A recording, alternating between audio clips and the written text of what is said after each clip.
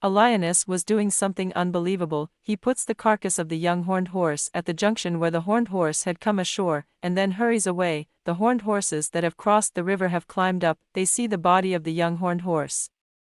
The body of the young horned horse that the lioness had placed. They panic. They only know how to run for their lives. They don't care about the danger that exists. That's what the lioness was trying to achieve. The carcasses of the young horned horses are placed at the junction with the shore. When the horned horses see the carcass, the horned horses take a detour. The lioness is in a good position to ambush them. The lioness is in ambush ahead. He's failed in this ambush. Because of the size of the newly arrived horned horses, the lioness can't catch them on her own. The lioness comes back with a vengeance, but he hesitates time and time again. He misses his chance. Perhaps there are too many of them. The lioness catches up with a full-grown horned horse. Unfortunately, he fails again. The lioness is disappointed. Faced with a herd of horned horses coming at her, the lioness is overwhelmed, unsure of what to do. It feels like every one of them is so strong. He tries to strike several times, but then he stops. Finally he got down on the grass and watched carefully. What he couldn't accept was that every horned horse that passed by made a sarcastic remark. The priest was now incapable of making decisions.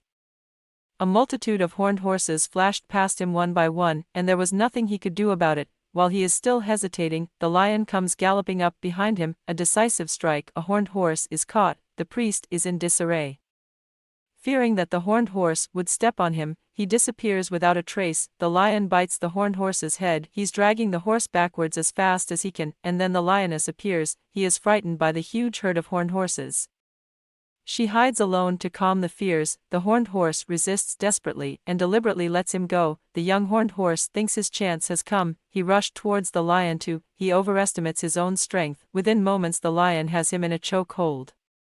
He is pinned to the grass by the lion, unable to move. The young horned horse is still struggling for his life, but his efforts are in vain, for the lion has bitten him through the throat. The little horned horse is on all fours. He has lost his young life here.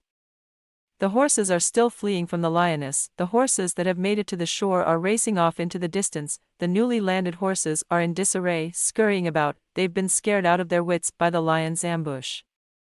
These are the horses that were left here by the lionesses. The lioness has already bitten several young ones. Each time she's killed, he leaves them there to be hunted. This one is one of them. There are still a lot of horned horses across the river.